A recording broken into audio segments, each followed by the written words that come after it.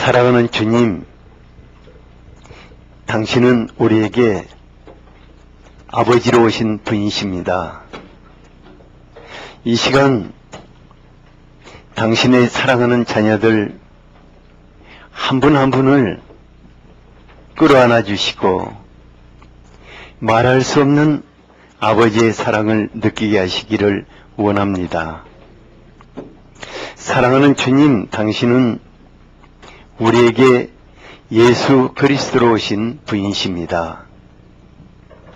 주님이 채찍에 맞으시고 십자가에서 흘리신 그 보혈을 다시 한번 이곳에 덮습니다.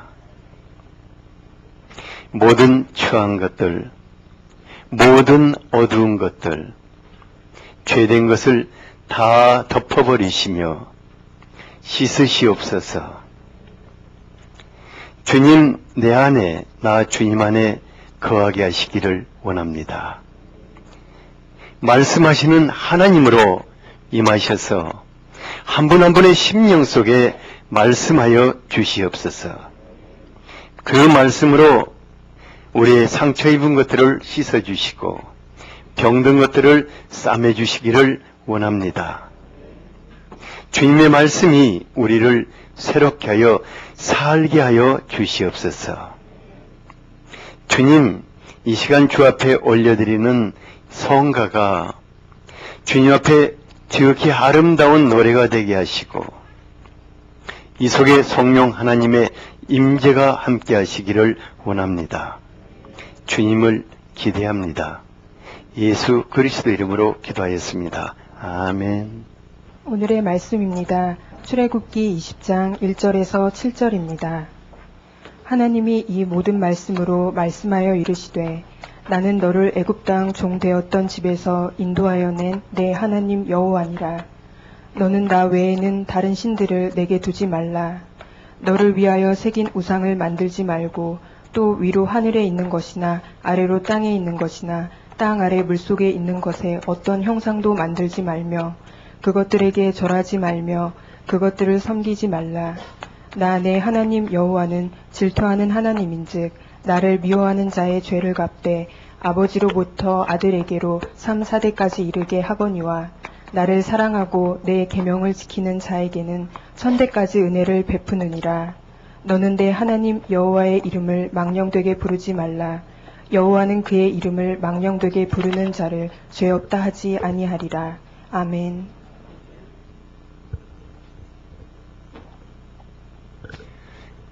우리 시흥 집사님, 어머님, 그러고 보니까 김씨 가문이 다 오신 것 같네.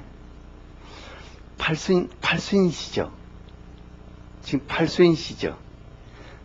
우리 어머님 팔순 잔치 하려고 형제간들이 다 모이셨네. 우리 박수를 한번. 이제 80세밖에 안 사셨으니까 앞으로 한 30년은 더 사셔야지. 약간 섭섭하지만 건강하게 사시기 바랍니다.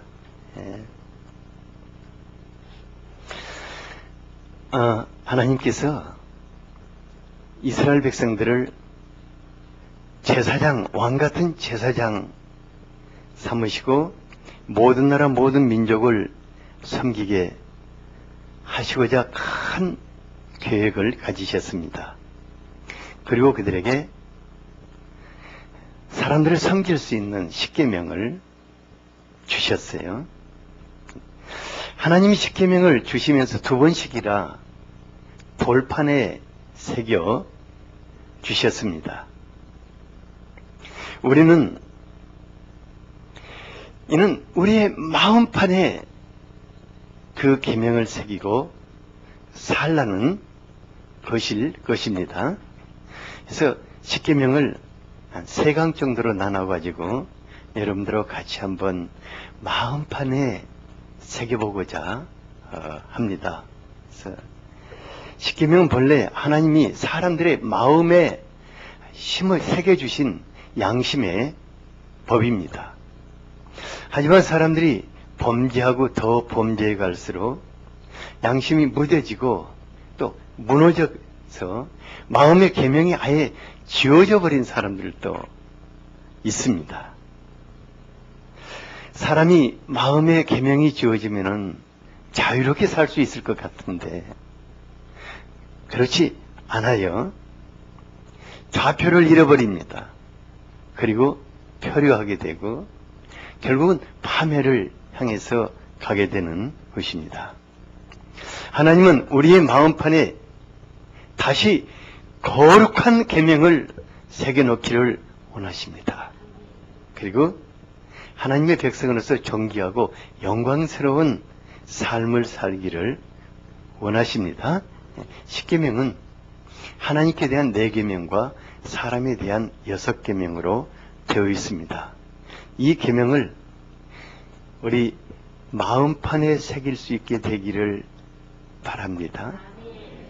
옆 사람에게 계명을 당신의 마음판에 새겨 삶이 되게 하시기 바랍니다.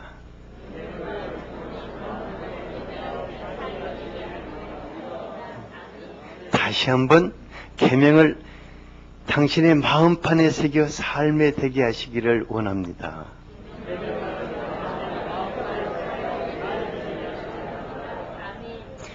어디다 새긴다고요? 우리 마음판에 새길 수 있게 되기를 바랍니다. 첫 번째 계명은 하나님 외에 다른 신을 두지 말라고 하십니다. 3절을 같이 한번 읽어보죠. 시작.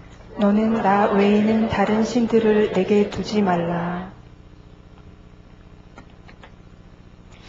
당시 애국과 중동의 모든 나라들은 헤아릴 수 없이 많은 신들이 있어서 나름대로 다 자기 신으로 이렇게 정해서 섬겼어요.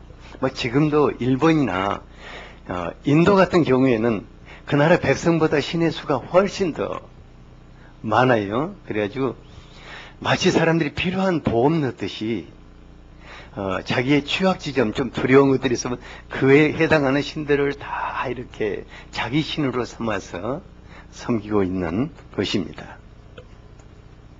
참 그러니까 재밌죠. 그런데 하나님은 너는 나 외에 다른 신을 내게 두지 말라고 하였습니다. 왜 그럴까? 한 독에 좀 더 주면 안전하지 않아요? 이는 하나님 외에 다른 신이 없기 때문입니다. 하나님 외에 다른 신이 없다고 하면은 그거 정말 기독교 독선적이고 편협하다. 이거 믿을 종교가 못 된다. 막 이렇게 배타적이라고 막 생각하죠. 사실 제가 그렇게 과거 그랬거든요. 그래가지고 막 그냥 그런 소리가 막 격분하고 그랬는데 하나님이 누구신가 알면 알수록 나에게 다른 신을 둘 이유가 없다는 것을 알게 되었어요. 그리스 신화 중에 수많은 신들이 등장합니다. 신화는 신이 있어서가 아니라 사람들이 만든 재밌는 얘기예요. 세상에 험한 신이라는 많은 잡신들이 있고 또 실제로 활동하는 악한 영들인 귀신들도 있습니다.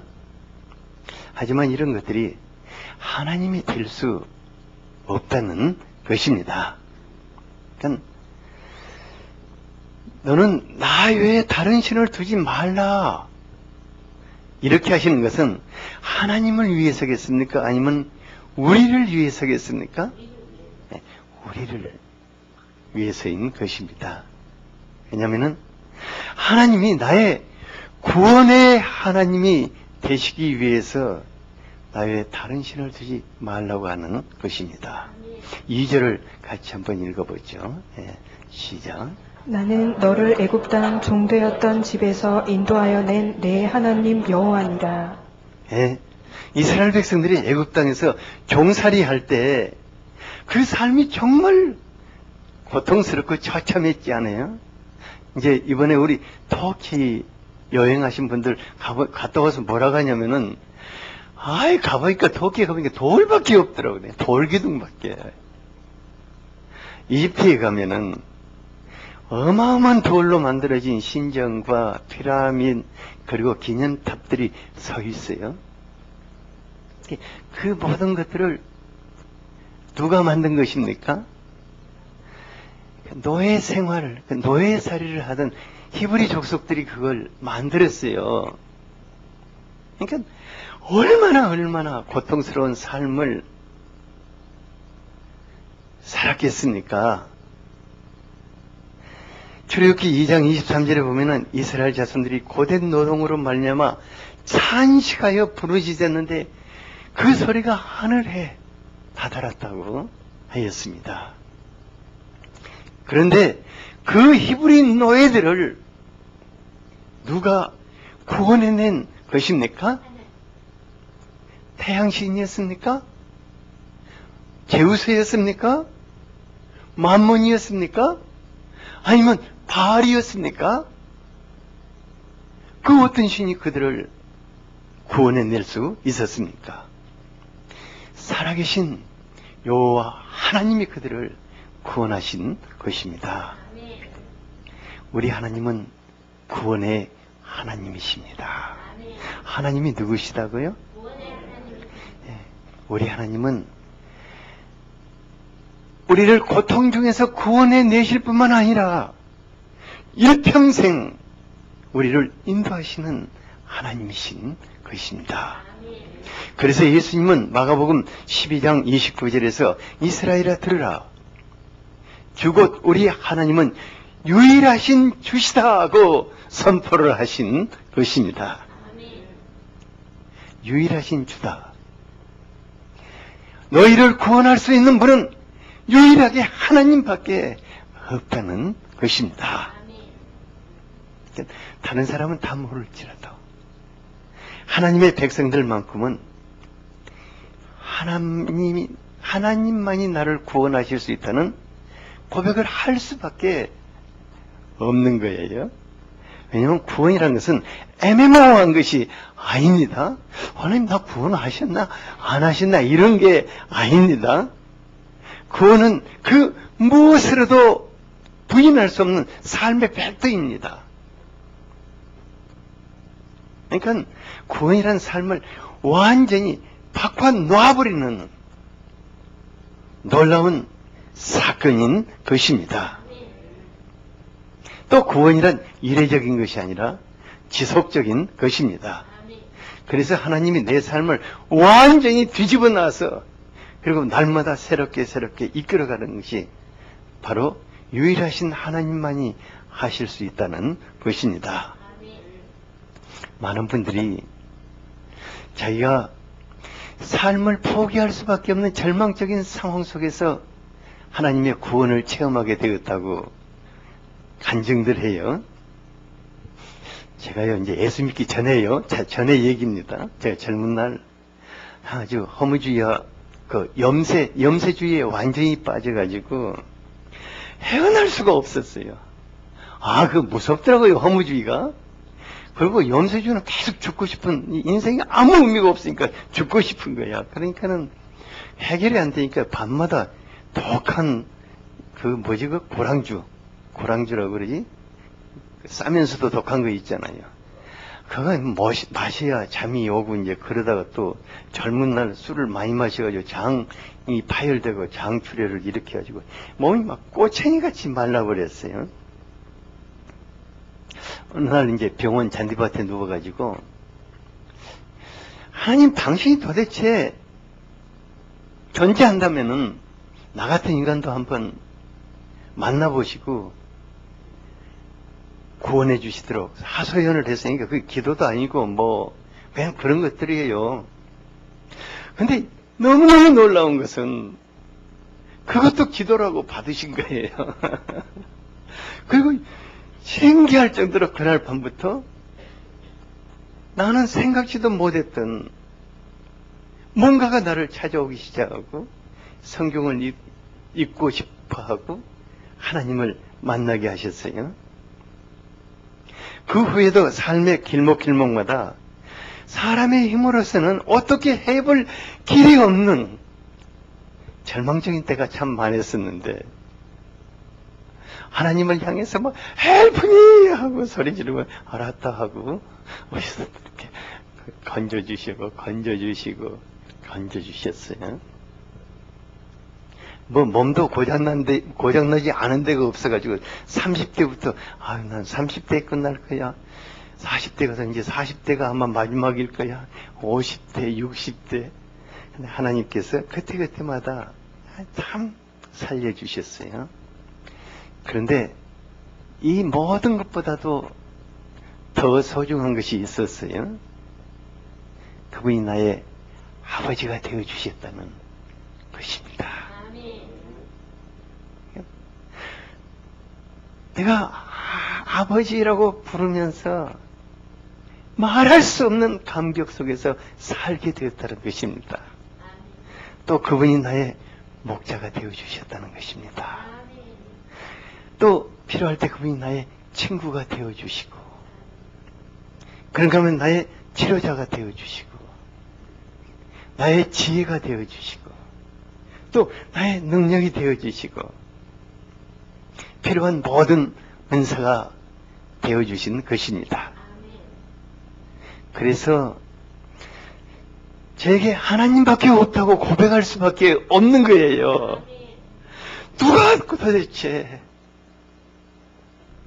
나 같은 인간을 구원하고 지금까지 이끌고 오실 수 있는가? 그런데 어디 저만 그러겠습니까? 여기 앞에 아멘 잘하는 이 양반, 어떻게 자기 앞에 다른 신을 두라고만 둘 수 있겠어요? 맨 헌금봉투에 보면은 아빠 사랑해. 참 놀라운 거예요. 우리 모두가 다 그런 줄 압니다.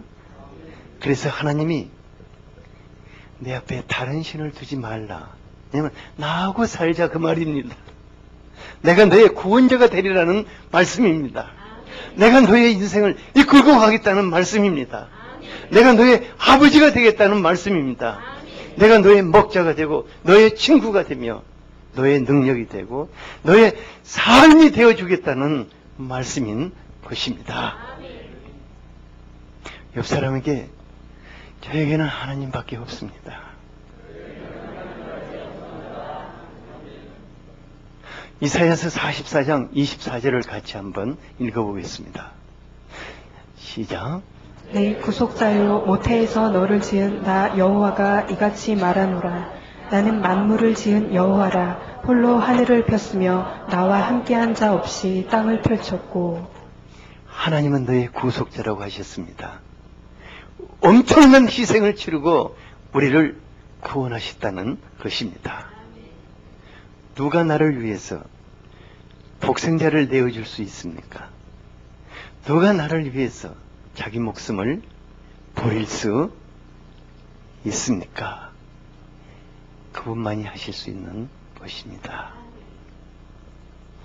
그래서 주님은 다른 신이 없다고 하십니다. 두 번째 계명은 우상을 섬기지 말라고 하였습니다. 4절, 5절을 같이 한번 읽어보겠습니다. 시작. 너를 위하여 새긴 우상을 만들지 말고 또 위로 하늘에 있는 것이나 아래로 땅에 있는 것이나 땅 아래 물속에 있는 것에 어떤 형상도 만들지 말며 그것들에게 절하지 말며 그것들을 섬기지 말라. 내 하나님 여호와는 질투하는 하나님인즉 나를 미워하는 자의 죄를 갚되 아버지로부터 아들에게로 3, 4대까지 이르게 하거니와.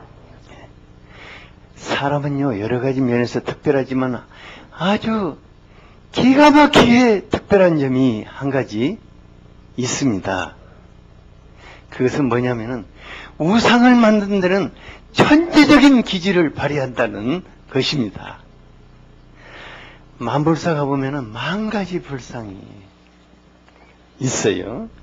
그러니까 사람은 눈에 조금 신비롭게 비치는 것이 있으면은 그것이 무엇이든 그냥 조각하고 그리고 또 뭐 신화적인 인물 만들고 또 뭐 영웅, 성인 근데 오만 또 사람 이게 조각하고 오만 또 장승들 만들어 가지고 우상으로 절해요. 정말 인간이 못 말릴 이 그런 존재다. 하나님이 보실 때 저것들이 왜 저렇게 예술적이지? 저것들이 왜 저렇게 만드는데 저렇게 창조적일까 하고 감탄하실 것 같아요.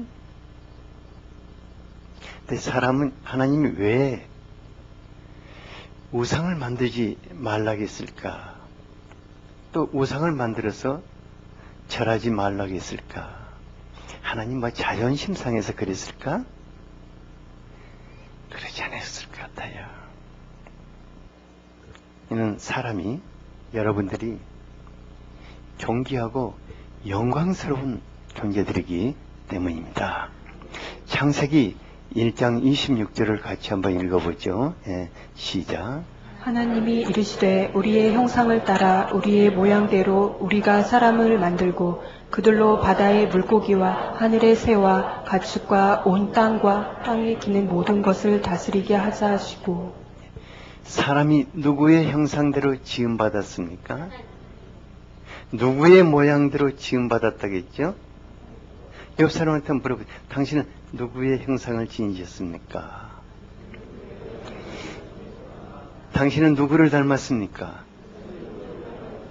하나님입니까? 아니면 짐승입니까? 뒤에 것은 안 하면 좋겠죠. 우리는 하나님의 형상, 하나님의 모양을 닮은 사람들이라고 했습니다. 그리고 하나님이 창조하신 모든 것을 다 정복하고 다스리라고 하셨어요. 그러니까 얼마나 영광스럽고 존귀한 존재들입니까? 그러니까 사람은 우상에게 절을 할 만한 그 하찮은 존재가 아니라는 것입니다. 시편 8장 5절에 보면은 그를 하나님보다 조금 못하게 창조하시고 영화와 종기로 관시우셨다고 하였습니다. 그러니까 여러분들이 어떤 존재냐면은 하나님 그리고 조금 못하게 그 다음에 왕창 밑으로 내려가서 뭐죠? 만물. 이게 창조의 질서입니다. 하나님 바로 다음에 가는 존재가 누굽니까? 우리입니다. 그러니까 하나님 다음 가는 존재로 지으시고 하나님보다 조금 못한 자로 우리를 창조하셨다고 그래요. 옆 사람이 당신 하나님 다음 가는 존재입니다. 하나님보다 조금 못합니다. 정말 당신은 멋집니다. 세상에 어디 짐승이 여러분들 같은 짐승이 있어요? 없잖아요. 하나님이 우리에게 우상을 만들고 그에 절하지 말라는 것은 인간의 존엄성을 버리지 말라는 것입니다. 하나님과 더불어 진정 영광스럽고 존귀한 인생을 살라는 것입니다. 만약에 우리가 우상을 숭배한다면 정말 진짜 아무것도 아닌 것에 절하는 자가 될 것입니다. 어떤 분이 개종을 하면서 제가 꼭 이 일을 2번 했어요. 개종을 하면서 자기가 지금까지 섬긴 그 우상들을 버리는 것이 너무 두렵다고 하더라고요. 근데 진짜 그 집에 가서 보니까 입구로부터 시작해가지고 방마다 전부 다 그런 우상과 그런 그림과 항아리와 막 이런 것으로 가득 있는 거예요. 그런데 자기는 도저히, 왜냐면 자기가 들어오면서 절하고 나가면서 절하고 그것을 거의 60이 다 되려까지 했으니까 어떻게 그걸 뛰겠어요. 그래서 제가 이제 그냥 저야 뭐, 그 무슨 의미가 있겠어. 전부 다 걷었는데, 마당에 하니까 한 무더기가 이렇게 되더라고요. 이제 깨버릴 건 다 깨버리고, 이제 태울 것은 태우는데, 진짜 웃기는 게 그 양반이, 나는 태우는데 그 양반이 저 멀리서 서 있는 거예요. 그러니까, 왜 그럴까 하고 생각해 봤더니, 혹시 그 태울 때 불 가운데 저주의 신이 나오면 주행랑을 놓으려고 지금 멀리 저기서 이제 보고 있는 거예요. 저는 부직갱이로 그거 다 태우고 있고. 그런데 아무 일도 일어나지 않으니까, 내가 별것도 아닌 것에 떨고 살았다고, 그냥, 막 그냥 분노하는 거예요. 근데 좀 더럽습니다. 태우는데, 그게 전부 다, 나는, 막 금으로 만들고, 뭐 이런 거 멋지게 만드는지 다 보니까 속에는 다 플라스틱이어가지고, 어쩌면 연기가 나든지 그거 태우고 나가지고 내가 좀 한참, 꼭 기침하고 힘들었어요. 그래서, 이 참, 우상은 조각품 외에는 또 뭐 그림 그런 거 아니에는 아무것도 아니다 하는 것을 이제 보여줬어요. 시편 135편 15절에서 18절 같이 한번 읽어보죠. 시작. 열국의 우상은 은금이요 사람의 손으로 만든 것이라. 입이 있어도 말하지 못하며 눈이 있어도 보지 못하며 귀가 있어도 듣지 못하며 그들의 입에는 아무 호흡도 없나니 그것을 만든 자와 그것을 의지하는 자가 다 그것과 같으리로다. 경주박물관에 가면은 우상이 참 많이 있는데 어떤 우상은 목이 없는 우상도 있고 어떤 우상은 두 팔이 잘리는 우상도 있고 어떤 우상은 목만 갖다 놓은 우상도 있고 그래요. 내 속으로 그래요. 저게 신이라면 좀 그냥 지 팔이나 좀 재생해가지고 저 답답한 구석에 있지 말고 이렇게 좀 걸어 나가지 왜 그러나. 그런데 또 보면은 재밌는 게 그 누가 또 가져갈까 거기다 다 남바 써놨어요. 그래서 1번 신, 2번 신, 3번 신, 그리고 나중에는 병신 이렇게 해가지고 박물관에 가면 그게 많이 있어요. 그게 뭐 참 우습더라고요. 그래서 아무것도 아니구나. 이사야서 44장에 보니까 참 재밌는 얘기가 있더라고요. 어떤 그 먹공이 나무를 하나 비우다가 그걸로 우상을 만들고 남은 나무는 가지고 밥에 먹고 또 어떤 나무는 또 등 따뜻하게 불 떼고 이렇게 하면서 그에게 엎드려 절하면서 너는 나의 신이니 나를 구원하라. 그래도 우상이 가만히 쳐다만 보고 있는 그런 나와 있어요. 그런데 사람들이요 우상을 만드는 진짜 이유가 있어요. 여러분들 왜 우상을 만드는 줄 알아요?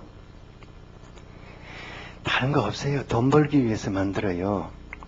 우상을 만드는 재료는요, 진짜 재료비 얼마인지 제가 얘기했잖아요. 태워보니까 내가 알았다고. 플라스틱 그런 거 가지고 찍어내는데, 근데 부르는 게 값이에요.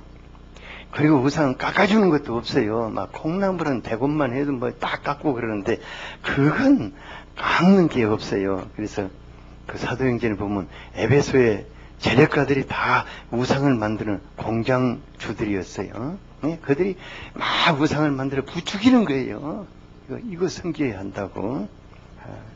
그리고 이제 제가 지난번에 뭐 얘기를 드렸는데 우리 시대에도 우상과 관계되는 그 사업을 하는 분들이 드러나지 않는 재력가들이 참 많다고 하더라고요. 야, 신기하다. 근데 그 우상의 용품들 있잖아요. 우상의 그런 종교적인 용품들을 파는 데 가서 보면 정말 비싸요. 참 비싸더라고요. 그리고 무당꽃도 참 비싸더라고요. 그게 한 번 하면은 처음에는 한 100만 원 받고 그 다음에는 효임이 없다고 한 500만 원 받고 그 다음에 또 한 1000만 원 받고 이렇게 해가지고 다 거들려면 죽는 것이지 뭐. 그러니까 별 의미가 없는 거예요.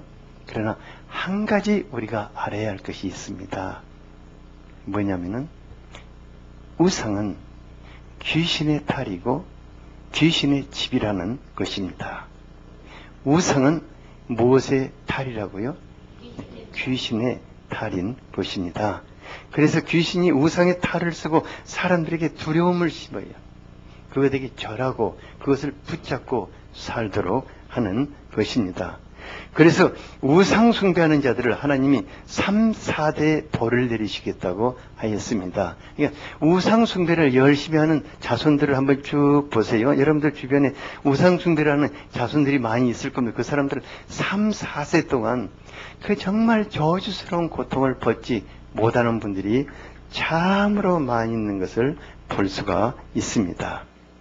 하나님, 그래서 우리에게 아무것도 형상화시키지 말라고 23절에서 말씀하고 있는 것입니다. 하나님은 영이십니다. 요한복음 4장 24절에 하나님은 영이시니 예배하는 자가 영과 진리로 예배하라고 하였습니다. 하나님, 어떤 피조물로도 어떤 사람의 모습으로도 형상화시킬 수 없는 분이십니다. 그래서 예배하는 자들은 성령의 감동 속에서 성령이 우리에게 주시는 말씀을 가슴에 새기고 사는 것입니다. 하나님은 말씀하시는 하나님이십니다. 여기 누가 그림 잘 그리죠? 그림 누가 잘 그리나? 그림 잘 그리나? 형님 그림 잘 그리나? 하나님 한번 그려봐. 하나님은 말씀하시는 하나님이십니다. 옆에 분에게 하나님은 말씀하시는 하나님이십니다. 네. 세 번째 계명은 하나님을 모독하지 말라. 네. 세 번째 계명이 뭐라고요? 7절을 같이 한번 읽어보겠습니다. 네, 시작. 너는 내 하나님 여호와의 이름을 망령되게 부르지 말라. 여호와는 그의 이름을 망령되게 부르는 자를 죄 없다 하지 아니하리라. 어떤 목사님이 기독교 안티그룹들이 하나님의 이름을 모독한다고 막 격분하는 거 보았어요. 하나님께 대한 열심을 가진 사람들, 하나님 알지 못하는 사람들이 하나님에 대해서 헛소리하면은 참을 수 없는 것 같아요. 하지만 하나님의 이름을 모독하는 것은 불신자들보다도 신앙인들이 더한다 하는 생각이 들어요. 그러니까 이 말씀은 지금 누구에게 주는 것입니까? 하나님의 백성들에게 주시는 것입니다. 로마서 2장 23, 24절에 보면은 율법을 자랑하는 내가 율법을 범함으로 하나님을 욕되게 하느냐. 기록된 바와 같이 하나님의 이름이 너희 때문에 이방인 중에서 모독을 당한다고 하였습니다. 누구 때문에? 하나님의 백성들 때문에 하나님의 이름이 모독을 당한다고 하였습니다. 다시 말하면 불신자들에게 손가락질 당하는 교인들 때문에 거룩하신 하나님이 모독을 당한다는 것입니다. 사회적으로 무리를 일으키는 교회와 종교 지도자들, 이분들 생각하니까 정말 가슴이 아파요. 이번에도 YTN에서 수목장 하는 대형 교회에 대해서 막 이렇게 나올 때 어찌나 그냥 미안하고, 어디 갔든지 목사라는 명함 내밀기도 어렵고. 제가 한 가지 아주 결심을 한 게 있어요. 뭐냐면은 믿음 있는 채 하지 않고, 하나님 사랑하는 채 하지 않고, 성령 충만한 채 하지 않고, 신앙적인 말 많이 떠들지 않고, 한 가지라도 그냥 지키면서 가자. 삶으로 보이자. 이렇게 하고 살고 있어요. 그러니까 삶이 본이 되지 않는 사람들이 예수 믿는다고 떠드니까 그것 때문에 하나님 모독당한다는 거예요. 성경을 어떤 분들은 나 성경 100독 했다고 막 자랑하고 그래요. 1년에 자기는 한 몇 독씩 한다고. 근데 1000독을 해보면 무슨 의미가 있겠어요? 어떤 분들은 목사님 설교를, 유명한 목사님 설교를 날마다 그냥 수없이 그냥 고막 터지도록 들어요. 삶이 뒤떨어지지 않으면 이게 무슨 의미가 있겠어요? 그게 무슨 의미가 있겠어요? 그러니까 이중적인 삶을 사니까 사람들이 그걸 보고 하나님 욕하는 거예요. 너가 하나님이 그것밖에 안 되는가. 그래서 하나님 우리에게 계명을 주실 때 마음판에 새겨서 삶이 되게 하라고 하시는 것입니다. 끝으로 에스겔서 36장 26, 27절을 같이 한번 읽어보겠습니다. 시작. 또 새 영을 너희 속에 두고 새 마음을 너희에게 주되 너희 육신에서 굳은 마음을 제거하고 부드러운 마음을 줄 것이며 또 내 영을 너희 속에 두어 너희로 내 율례를 행하게 하리니 너희가 내 규례를 지켜 행할지라. 우리 스스로 말씀을 쫓아 살 수 없기 때문에 말씀하시는 성령 하나님이 우리 속에 임재하십니다. 그리고 조그마한 소원만 가져도 우리가 하나님의 말씀을 나의 삶으로 살 수 있도록 도우시는 것입니다. 그래서 하나님의 말씀을 들을 때 성령 하나님 이 말씀을 내 마음판에 새겨주시고 이것이 나의 삶이 되게 하소서. 갈망할 수 있게 되기를 바랍니다. 우리 하나님 말씀 드릴 때 성령 하나님 이 말씀이 내 마음판에 새겨져서 나의 삶이 되게 하소서. 다 같이 이 말씀이 내 마음판에 새겨져서 나의 삶이 되게 하소서.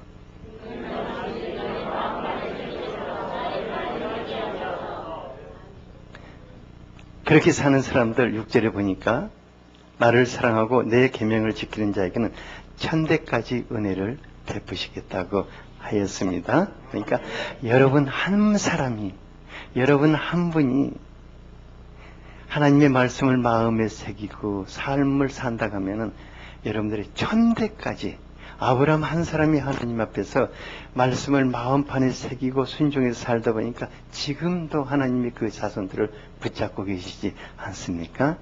그런 축복을 받게 되기를 바랍니다. 천대까지 하나님의 축복을 계승시켜주는 그런 축복을 누릴 수 있게 되기를 바랍니다. 네. 오늘 이 시간 우리 기도할 때 성령 하나님, 하나님의 이 계명을 내 마음판에 새겨주시고 이것이 나의 삶이 되게 해달라고 간절하게 기도하겠습니다. 아버지 하나님, 우리에게 계명을 허락하신 것을 감사합니다. 이제 우리가 나 외에 다른 신을 너에게 두지 말라는 하나님의 말씀을 마음판에 새기고 오직 하나님을 붙잡고 살 수 있기를 원합니다. 우상을 섬기지 말라는 주님의 말씀을 마음판에 새기고 존귀한 하나님의 사람들로 살 수 있기를 원합니다. 하나님의 이름을 모독하지 말라는 주님의 말씀을 마음판에 새기고 오직 하나님의 아들딸답게 말씀을 쫓아 살 수 있게 되기를 원합니다. 성령 하나님 우리를 통소서